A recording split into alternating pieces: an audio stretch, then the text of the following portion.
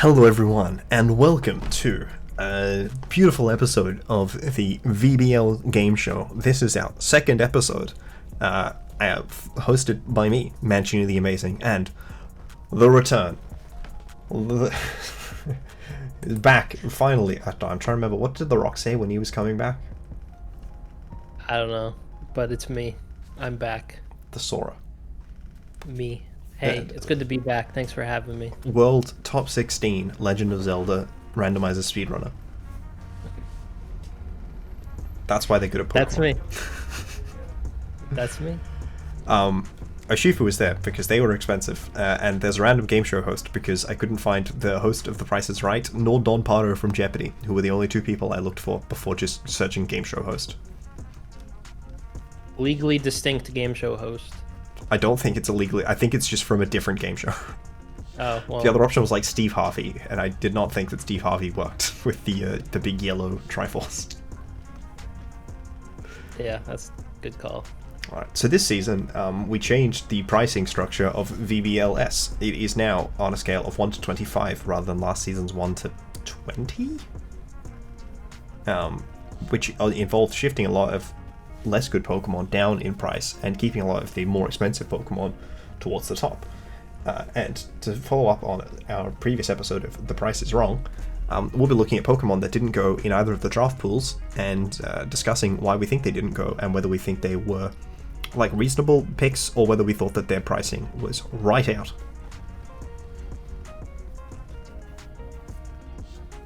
Here's where my co-host would say something. Oh yeah, we're gonna look at some. We got some categories for the Pokemon we're gonna talk about today, just to sort of. We have arranged them into different categories of very unequal amounts of Pokemon. So the first one, the Fair Shout. So would you like to take us through the Fair Shout Pokemon? Yeah, so here we have Thundurus T, which was 18 points, Tyranitar, which was 16, and Gengar, which was 15. How do you feel about Thundurus? So look, I think Thundurus in 18, it was a Pokemon I looked at. Having already had Enamorous, I wasn't a big fan of doubling up on the Rock and Ice weakness, but I did really like the concept of having a strong electric type, and 101 speed is pretty reasonable, combined with its immunity to electric.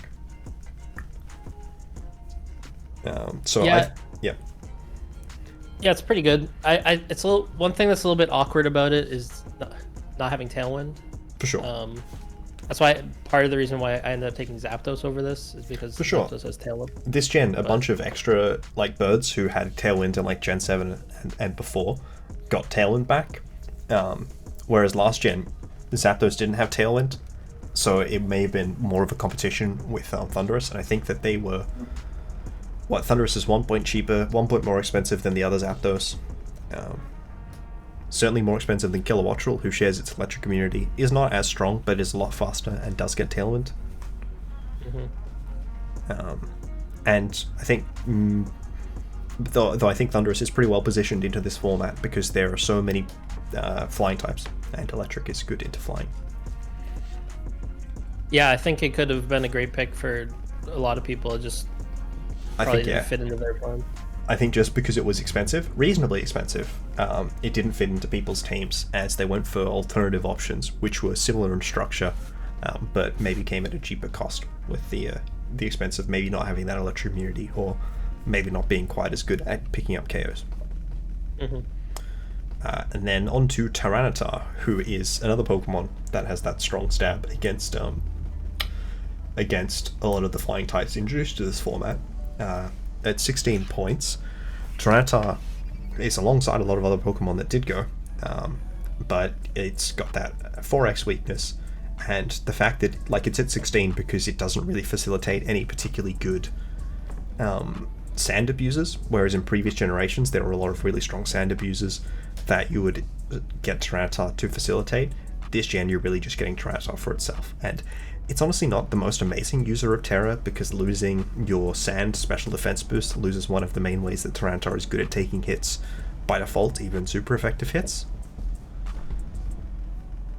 Yeah, this Pokemon's in a bit of an awkward spot this gen, I think, where it has the stats obviously and the it doesn't really have the best partners. And then, like you said, Terra, you kind of like want to Terra it in most cases, especially if you're using it as like a focal point of your team, because you don't want it to just die to whatever fighting attack they have, or you know, a lot of different things. But getting rid of the rock typing just kind of makes the sand a little bit useless, and then you start take like I think a pretty common Terra type for this was flying, and then you start taking sand damage. For sure. Yeah, you get that advantage of, like, for one thing, Tyranitar has a lot of different weaknesses, so it's different. There's no Terra type that covers all of them. But the main value it kind of has is that it's really only fighting attacks that it's generally scared of, and then like a Scald last gen, or like before Scald was significantly reduced in spread, and like that is, you know, okay, but it's more difficult now because more Pokemon can get into that immediate fighting move. But also there's extra damage from those extra types, and like you don't have the defensive utility of Dynamax, you don't have the defensive utility of partner Dynamaxing and giving it special defense or physical defense boosts. It really is just maybe a little bit awkward in this format, but I think pretty reasonable at that 16-point cost. And then our last one here, Gengar, is fast and strong, but maybe a bit frail, and its kind of shape of Pokemon, where it has, like, you know, it's your ghost type, so it's like a fighting check, and it's your poison type because it's like a fairy check. I think a lot of teams were maybe gravitating towards getting those features on Pokemon which are more defensive in nature. Yeah, I think I've never really played around too much with Gengar, but it's got some really, really good tools with its speed. Like fast Icy Wind is obviously always going to be good, and then it's got, you know, Will-O-Wisp and Haze, Taunt, that kind of stuff. So I think it's a really good Pokemon. It's just, yeah, pretty frail, so it's pretty easy to get rid of, especially in the more power crept format. To contrast it to how we picked up a ghost type, right? You picked up Sableye, who is slightly bulkier. No, I actually think it's slightly frailer, but tends to run a lot of bulk because it doesn't have that speed demand, because it has Prankster. It has a lot of utility, and then it does have Shadow Sneak, which gives it the ability to win, like, otherwise losing speed matchups. And then I went for Rotom, who is significantly cheaper, but then still has like that reasonable sort of damage out. It was this draft that went for Rotom in, right? Yeah. Yes, yeah, it was. And then Dragapult, who is faster and it has some similar utility, though also some different utility as well. So I feel like maybe that 110 is a bit awkward when, you know, a lot of Pokemon in that 106 range can kind of slap on a booster energy and then just ignore the fact that you are normally a faster Pokemon. So that might also have made it seem like a riskier proposition to different coaches. But I think all three of these Pokemon were pretty well placed, and it's maybe just that the meta shifted around them. I don't know if I would want them. I don't think I'd want them moved down in price. Yeah, I agree with that. I think, you know, there will always be Pokemon that don't get drafted just because there's too many of them to draft all of them. 18 coach per dips. Yeah. Well. Yeah, so I think these are all great Pokemon that were fairly priced. They just didn't. It wasn't their turn. So. For sure. Also, it's going to be crazy if we get like a bunch more Pokemon back in the DLC, because we have a lot of Pokemon, a lot of very good Pokemon. Oh yeah, the next format or whatever, when they add in it's going to be nuts. So yes, that's the fair shout. Now we have the hard commit. So these Pokemon also didn't go in both generations. You have Pelipper over here and Talonflame. And what would you think is the general reason that we didn't see Pelipper and Talonflame going in this format? For Pelipper, I think it's probably just because there's plenty of manual rain setters that can do other things, and Pelipper's kind of like, without the rain part, it's kind of a mid Pokemon. For sure. For sure. And like, there's only so many Swift Swim abusers too, so you probably don't want to like commit in a lot of cases to having Pelipper when you can just have a fast Pokemon with Rain Dance. Yeah, I also think that unlike in some previous formats, all of the Swift Swim users share weaknesses with Pelipper in this format. So you previously had Swampert, Mega Swampert, or Seismitoad, who didn't share any weaknesses with Pelipper. You had Kingdra, who doesn't share any weaknesses with Pelipper. And I think there was another Mon. Ludicolo, who also doesn't share any weaknesses with Pelipper. So not having that immediate synergy, like defensive synergy between those Pokemon, I think is also part of why Pelipper may seem less attractive in this format. compared to getting, like you said, manual rain. Yeah, and there's not really so much of a weather war that goes on here. Like, Sun is just so much better. Format. Yeah, and you don't really have to worry about people switching around to change the weather when there's only a handful of weather setters, and like only Torkoal is really being used that much. So. Yeah, like a Bomb Snow is fine, but beyond that, what are you running, Snow? You're never using Pelipper to check opposing rain, so you have to want to commit to rain to be able to run this. But a lot of like the really good rain abusers, for example, Tornadus or Thundurus with their new Bleak Wind Storm moves, are also just good rain setters themselves. Not to mention they share the rock weakness with Pelipper, which I think is the other problem of just kind of like, okay, who's your synergistic rain abuser? Jolteon? Regieleki, who's not very good, but maybe it clicks Terra Blast Water, but then it becomes weak to electric, which is the same problem that Pelipper has. Maybe. So that's definitely just kind of like you have to want to commit to rain, and none of our players wanted to specifically commit to like this hard rain. They went instead with softer commits of manual rain.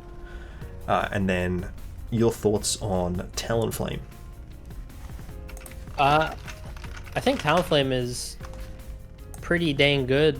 Priority Tailwind's pretty great. I don't know if it didn't get drafted because it's a little bit too expensive at 18, or yeah, I mean we saw it go last season at a similar price and do well.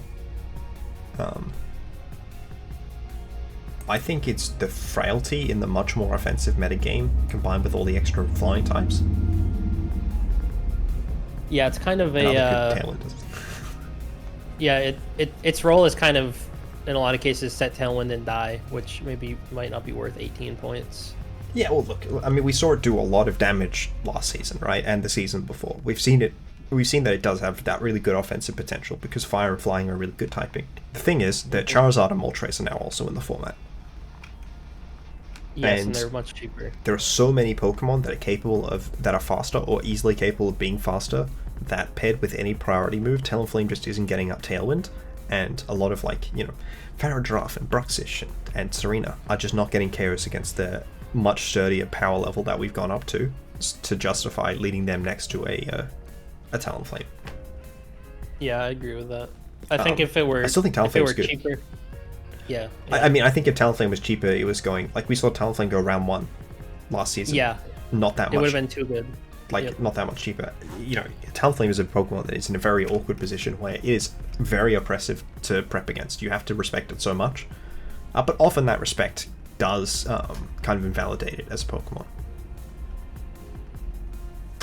Just we didn't have as many coaches wanting to commit to Tailwind, or if they were, they picked up Tornadus.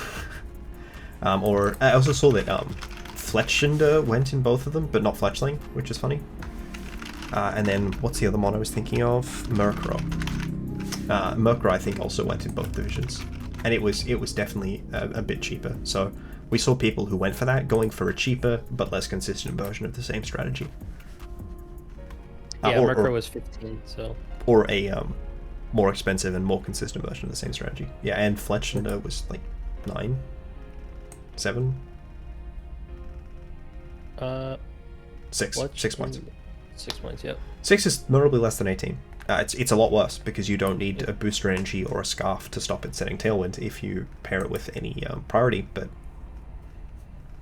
it's also 6 points, so do you care? It's a much softer commit. So, the rideable mount.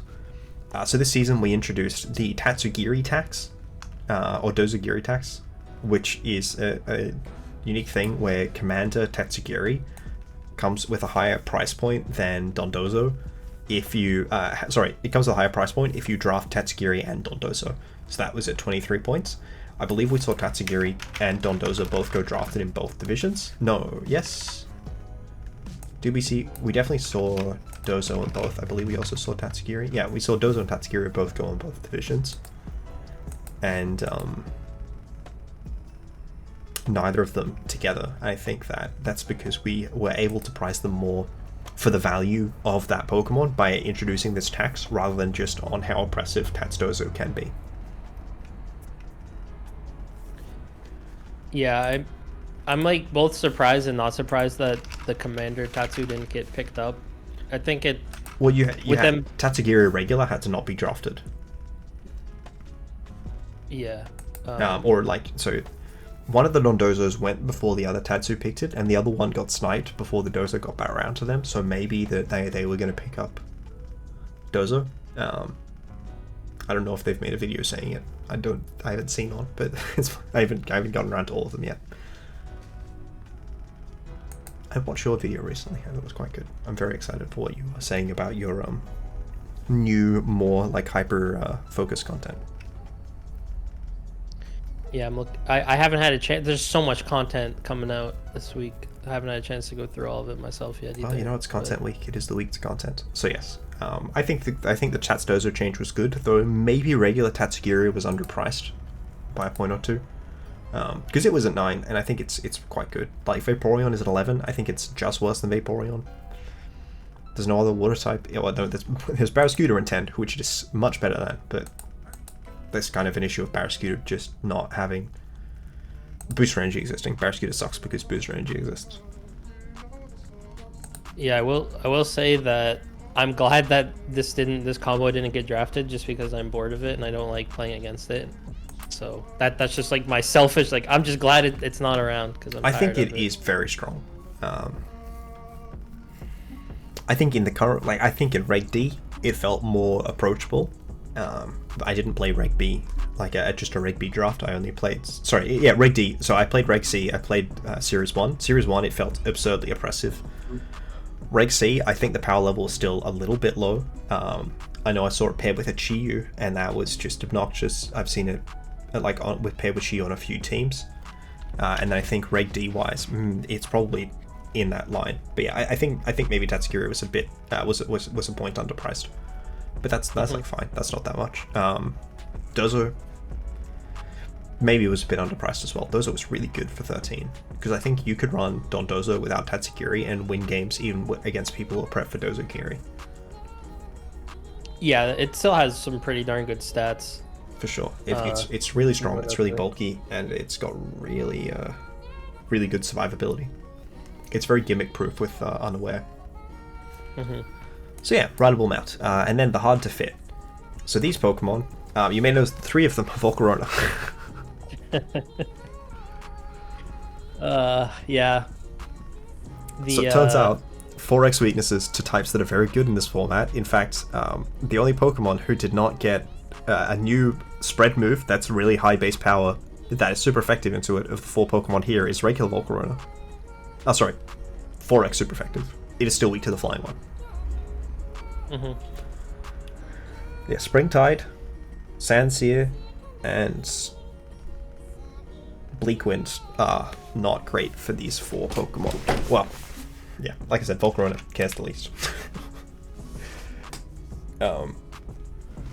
The offensive potential and synergy they provide is maybe just not enough to justify the exposure to very strong things, which are very exposed in the current format, especially with both Slither Wing and Volcarona being weak to flying in a format that introduced a lot of very strong flying types, several of them who really checked the dual stab of those Pokemon. And it's like, do you want to run Terra Blast and then force a Terra?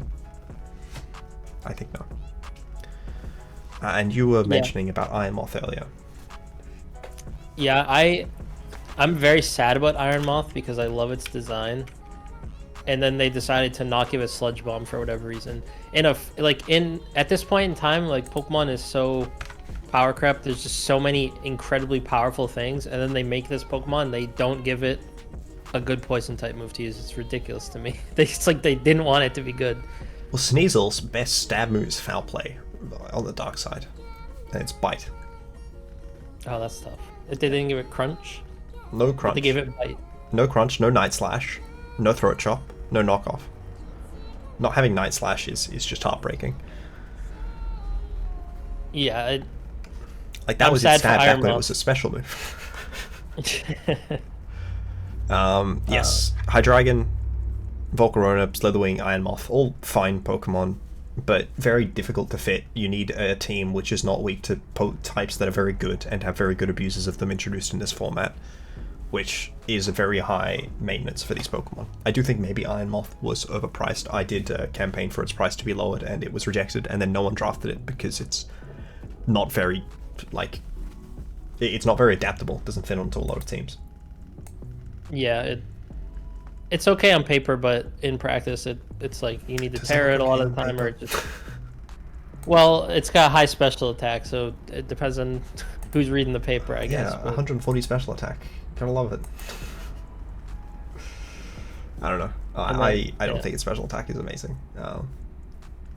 I feel like boosting abilities, which it does have, are just so much better than I think. But it's slow and frail, or like it's not slow, but it's not fast and it's frail. So it needs to run booster energy speed, which means that it doesn't do damage because it doesn't have a special attack boosting ability. Yeah, that's the problem I ran into when I tried using it myself. Was like you want the speed boost, but to get the speed boost, you have to purposefully nerf your own special attack. Yeah, or I mean, like even if you didn't, even if you could just run max special attack, not getting special attack booster just makes you so much like you hit like a limp noodle because you're clicking Fire Blast, you're clicking Heat Wave, you're clicking Acid Spray. It's just a bit sad. Or clicking Discharge like Goose did last season because that's how bad it is. Not having a stab move. Yeah, and it's Slither Wing just kind of irrelevant offensively. There are so many good fighting types. Like they just added in 3 new good ones, and 2 of them were cheaper than this, and like notably cheaper. Let's see where Screamtail is. Screamtail is not Screamtail. Sorry, Slither Wing. Slither Wing's at 14. And now let's find Chestnut and Decidueye at 9. I think it is marginally better than them. I don't think it is 5 points better. Where was Heracross? Because that was a kill leader a few seasons back. Heracross is also at 9. And it's probably like slightly less adaptable. Probably better than Slitherwing, just because it's slightly faster. Yeah, Slitherwing is kind of, I don't know. I don't like it. It's just such an awkward. Obviously, it's got a pretty dang good first impression. Yeah. But so it's like Terra. If you wanted, yeah, that's a good point. So does Locust, who also does not see play, but is like 4 points. Yeah, it doesn't feel very good. It feels like it doesn't use its ability well. If you want to play around with first impression, like if you run booster on it, you don't want to switch it ever, because then you just lose your item and have no ability. And then you're on choice banding, get locked into a stab that isn't very good. Its bulk is okay, but its typing makes it very difficult to use that bulk. Exactly. It's probably I was gonna say it's probably gonna be useful when Koraidon's in the format, but then remember the Koraidon is also a fighting type, so why would you use Slitherwing? And its best terror is fire, but if you pair it with Sun, you already have Torkoal, who's a fire type. Yeah, I don't see this thing ever really being viable, unfortunately. Like it's always gonna be fine, right? But it's never gonna be, 2/3 more price than Decidueye and Chestnut. I think this is one of the 2 cheapest Pokemon that are on this list, but it's very difficult to fit. And then Hydreigon maybe is reasonable. I just feel like Fairy is so oppressive in its current format. Hydreigon's speed tier is absolutely power crept out to hell. You would need to have the benefits its very good typing provides you, by which I mean you would need to already be very good into Fairy to want to pick it up, I think. Otherwise it just demands Terra, which costs a lot. And Volcarona is very good,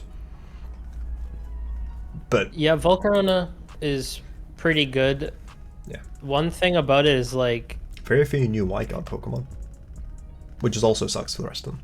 I think it's just Chestnut. I haven't checked that, but let's see.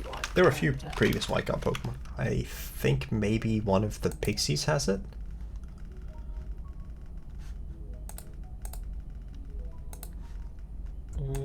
I am unsure. I don't know. With Volcarona, it's a good Pokemon. They added one other Pokemon with Wide Guard. Oh no, 2. Hisuian Avalugg and Zamazenta. Oh, Zamazenta and Avalugg, okay. Yeah. Exam not legal, so it's Hisuian Avalugg and Chestnut, and it shares weaknesses with both of them. Mm-hmm. Yeah, and as a... No, that's not as true. A redirector? Yeah, no. Yeah, it does. It does, yeah. Yeah. I was like, wait, is Avalugg weak to rock or not? Yes, no, rock does not resist rock. Yeah, it's fine. It's fine. It's just that there's, a lot of competition, and I think redirection is less relevant than ever. Especially Rage Powder. Mm-hmm. Yeah, I mean, if you wanted redirection, you could take Amoonguss for 3 less points, who's Much better better. at it. Like, much less strong, but Amoonguss is very good. Amoonguss at 15 is phenomenal. Brute Bonnet at 16 is probably an improvement. Volcarona is a very good mod, but it is hard to fit. And now we get to... So we've had, what is it? The fair shout, the hard commit, the rideable mount, the hard to fit, the price is right out. These Pokemon we all think were a bit too very overpriced. So Regieleki was at 21. They forgot that they nerfed Transistor when doing tiering. Wouldn't have happened if I was involved in tiering. So Regieleki's at 21. I was looking at it, and I was looking at some of the Pokemon in 16, and considering whether I thought it should be in 15 or 16, which says a lot about how much worse than it is with the damage nerf, and also the fact that Dynamax was a big part of where that damage came from, because the 1.3x booster from Terra is the same as the booster from Electric Terrain, except you also don't get the damage boost from clicking Dynamax. Yeah, I think its reputation from last gen sort of overhyped its usefulness in this gen. It's not a good Terra Pokemon at all because its offensive stats are pretty mid, base 100, but 100, without the transistor boost. Okay. Yeah, without the transistor boost, you can Terra Ice it or whatever to hit ground types, but it's not going to be hitting that hard. And then you have a Pokemon with base 50 defenses that you've used your Terra on that can just die. Mm-hmm. And then it's not like in last gen you run this thing with Electro Web and it does 50% to something you hit, and now you have a 20% damage nerf on to all of that, so it's just not as good. I think it's not exactly 20 because it's going from 150 to 130, so it's subtractive 20, but the mass, it's a lot of breakpoints that it lost is the big problem. Yeah, and everything else in its tiers, or mostly everything else in its tiers, I can Terra Ice with my 100 special attack to get a boosted Terra Blast into ground types. Mm-hmm. It has 100 special attack, and Terra Blast is only base 80. At least it learns Electro Web, because relatively few things do in this format. But yeah, definitely still has a use. Electro Web on a base 200 speed's obviously very good, but not for 21 points. Not when something like Iron Bundle's in the same tier. The tier that it's in is just so good, other than maybe an Emrys. But yes, that tier is just so good that Regieleki seems out of place. Yeah, Dragonite, Enamorous, Great Tusk, Grimmsnarl, Iron Bundle, Regieleki, and Roaring Moon. Great Tusk, Iron Bundle, and Roaring Moon went undrafted in one div, and then just those went undrafted in one div. And so that price cost is coming with a really big opportunity cost with it, to the point that people are not getting significantly better Pokemon than I think pre-nerf Aleki. Post-nerf Aleki definitely isn't cutting the mustard. I think the Dynamax was so big for it. I also think Giga Impact and Hyper Beam were just very reasonable offensive moves for it to click. And they're not. and now you have to Terra to get damage into neutrals. Whereas Dynamax rewarded you for doing it by also giving them speed drops. A lot of the utility of Dynamax was, I think, why Regieleki was so good. Yeah, definitely. Yeah. So, yeah, that's the problem with Regieleki. Now, Pawmot, the other electric type. Raichu is... how much cheaper was it? Raichu is at 12. Pawmot is at 15. Pawmot is physical attacker. That comes with concerns. Pawmot is slower. That makes you weaker to get taking hits. Pawmot's stab electric move, Double Shock, it has to Terra to be able to use more than once in a row. Do you know what Raichu has to do to use its electric move more than once in a row? Not die. It's just click it twice. Because unfortunately Pawmot does also come with a not die condition. Also, Double Shock isn't boosted by Iron Fist, which is so stupid. Revival Blessing is of limited utility, no utility, but limited utility in VGC draft. Fake Out and it is still just lower than Raichu's as well, which means that Pokemon that are faster than Pawmot don't get it. So like, is damage worth having less utility and being significantly more expensive? It seems like the players have generally said no. I don't think I would draft the damage like at the cost of losing screens for a more expensive mon. Maybe at 12 I would consider taking it, but its damage is just so much less relevant in this format, where it's like, oh great, you have a super effective stab into an Amorous. Too bad an Amorous is faster. Same with like both the Taunts. Same with Thundai, who you're not even super effective into. It's like, oh great, let's do nothing to zap those. Hell, Moltres probably lives. It's not exactly frail. Articuno in snow absolutely does. This guy's just not in the 15 is definitely not a good spot for this. Like, Rapska's at 12 if you want to do some Revival Blessing stuff. Raichu's at 12, and it's, like you said, better in just about every way. Yeah, Rapska also has Trick Room. Like, it's not better in every way, right? It's significantly weaker, and I think it's mildly frailer, but, like, it's faster, and it's less conditional, which is good. It's got great utility. It's also got Lightning Rod instead of Volt Absorb, and Volt Absorb is so much worse than Lightning Rod. Yes. Yeah, I would absolutely take, like, 10 out of 10 times I would take Raichu over Pawmot, especially considering Raichu's cheaper by 3 points. Yeah, at the same price, I would consider taking Pawmot over Raichu. I don't know that I would consider taking Pawmot over a 1 point cheaper Raichu. Yeah, if they were closer, it would be a bit more ambiguous. But yes, the 3 point difference is just a lot. So, also in 15, Greninja. This Pokemon lost Map Lock, which was like that one cheese condition it could do with like Shell Smash sometimes. Greninja doesn't do anything. I don't know why it's there. It got both of its abilities nerfed. Its stab sucks because it lost, like, it's using a water pledge, which is better than Hydro Pump sometimes. But like, it doesn't have Snarl. Like, it's absurdly frail. Its speed tier is just not that relevant because it's like we were saying with Gengar. Pokemon runs Booster Energy, outspeeds it immediately for free. Like, for losing some attack EVs, but it's not like they matter into Greninja because it's absurdly frail. It can't even get the boost to Water Shuriken that used to have some marginal utility because Battle Bond no longer boosts Water Shuriken. Why is it in 15? Yeah, it being in 15 while Gyarados and Tauros Aqua are one point below it, and for me at least, like, I mean, Inteleon's at 12.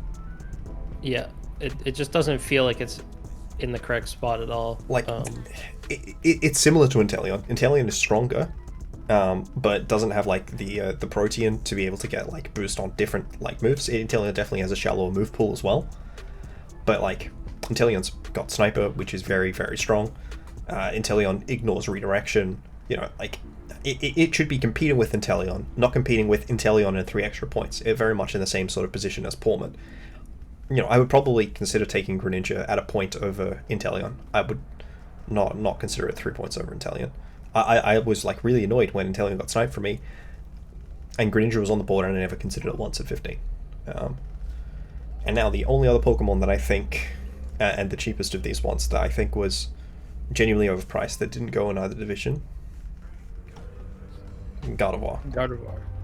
This Pokemon, I think, moved up a point after last season where it was on 2 pretty reasonable teams, but both of them paired with Chi-Yu, and I think it just got so much worse with a million other good special attackers, especially really good psychic types being introduced to the format. Yeah, it's in the same tier as Bronzong. Galar Articuno. Yeah.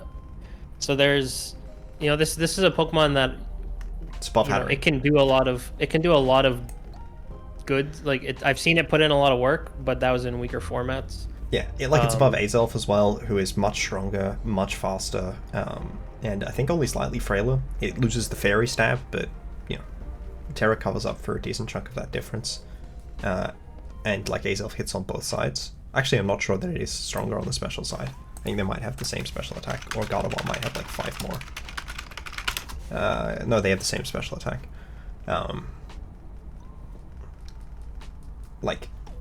Sorry, I'm wrong. Gardevoir is frailer on the physical side and only a little bit bulkier on the special side than Azelf. And like, Fairy is sometimes a liability because it makes you weak to Bullet Punch, which on Pokemon with bad physical defense can be a real concern. And then by contrast, Mesprit and Uxie. Uxie's at 11, and then Mesprit is at 9. I think that both of those Pokemon are real competition for Gardevoir, who is at 14. Yeah, I agree. I mean, I took Uxie over Gardevoir, so yeah. I definitely agree. Yeah, I mean, the slows are in, like Slowbro and King are in 13, Galar King was somewhere, Glowking's in 10, I don't know why it's in 10, Slowbro Galar is in 9. There are a lot of really good poison types and some really decent fairies that are cheaper than it, including Hatterene, which I think is just an upgrade. Because plenty of the time, Gardevoir is not going to be faster than Pokemon anyways, and Hatterene is stronger and has, it doesn't have Moonblast, which is definitely a downside, but it's just not the same, right? So I think Celebi did struggle coming into this format. Yeah, it's not like terrible, but it definitely, for the price, isn't worth it. I agree. It should, if it were a couple points lower, it would definitely be a lot more compelling. Yeah. Rob's at 12 as well. Well, everything moves to 12 points. Too many good Pokemon in 12. There's some really good Pokemon in 12 though. Like some Pokemon that didn't even go free. Yeah, so I didn't look at Pokemon that were in 13 and below. I think there are probably a couple Pokemon that are maybe a bit overpriced, maybe a couple that are a bit underpriced. And it'll be interesting to change it. I think Tatsugiri was really the only mon that stood out a lot to me. There were a couple Pokemon that are good, that are cheap, and I'm completely fine with them being cheap because I like seeing them drafted. And maybe if they have like a really oppressive season, we can consider moving them up. But in terms of overpriced, I think that these 4 really stood out. Yeah, I agree. These are definitely the most egregious overprices, especially like maybe you said, higher. Yeah, but, I could like see Iron Moth here. Oh, I didn't take Iron Moth because it's 4x weak to ground. None of these Pokemon have that excuse. Yeah, exactly. I think Iron Moth and Gardevoir may take similar damage from Earthquake. At least as telepathy, Maybe it should have been in the hard commit. You pick up Gardevoir for your Disquake team. Yeah, I don't know. But all of these Pokemon are okay Pokemon, but just did not fit where they were on teams with how the format has changed. And I think that Regieleki is really probably the only... Greninja as well. These were probably the only genuinely bad tiering decisions. I just think Pawmot and Gardevoir did not last the change in format. I don't think any of the hard-to-fit Pokemon were decisions, except for potentially Iron Moth. I think Tatsugiri regular should have been more expensive, but I don't think the Tatsugiri Commander should have changed. Pelipper and Talonflame, maybe you move Talonflame down 1. I don't think you move Pelipper down 1. And then, Thund, Tyranitar, Gengar. Maybe Gengar goes down 1. I don't think... Maybe Thund does. Sandy Shocks is in 17, and it's a pretty similar Pokemon. But Wild Bolt Storm is really strong. And Tyranitar is just... it's in 16. It's fine. Yeah. I think in general they did a really good job with the tier list. Absolutely. Especially with all the new stuff. So I think this wound up being our best season of tiers. I thought last season had pretty reasonable tiers, but I think this season wound up being our best season of tiers. There were a few these glaring omissions, but beyond that, I think this was really fun. I really enjoyed a lot of the decision making in draft. This is probably some of the most fun I've had in a draft. What about yourself? How did you enjoy the overall shift to the pricing thought process here? I liked it a lot. I don't remember what the max. So I've done 2 drafts before. I did the Daddy Plan and then I did Season 8. So Yeah. this felt a lot different than those two because there was Sure. just a lot more Pokemon and the points went higher. I had a lot of Oh, fun you did Daddy drafting, Plan like, Part 2. Oh yeah, sorry, the one with the one with the. Sorry, the there was fewer Part Pokemon. 1, which was just like a regular Gen 8 draft. Yeah, I did think we the still had one with Thunder's a the. very expensive Pokemon because we both got Thunder, right? Yep, that was my Thundurus Registeel season. But yeah, I had a lot of fun drafting. I kind of went in with no plan because I didn't know I was selected as a coach until the same day that the draft started, or it was like And right if you around want the same more day. elaboration on the plan and the execution, you should go check out the video on Sora's channel, linked below. Yeah, I just put on my draft review yesterday. I don't currently have a draft review done, and I might do one. So stay out, but I don't know if I will. I don't know how I feel about my draft yet. And look, thank you all for watching. Incredible thanks to Sora for coming along. We are absolutely hyped and excited to have Sora back in the VBL. And we're very excited to see if Goose breaks into your house again. Yeah, well, I get the restraining order now, so we probably have a little bit more issue, but Only if you got 911 on speed dial. oh, don't worry. I've had some issues with him, so we've been taking care of it. Okay. Thank you, everyone. Goodbye.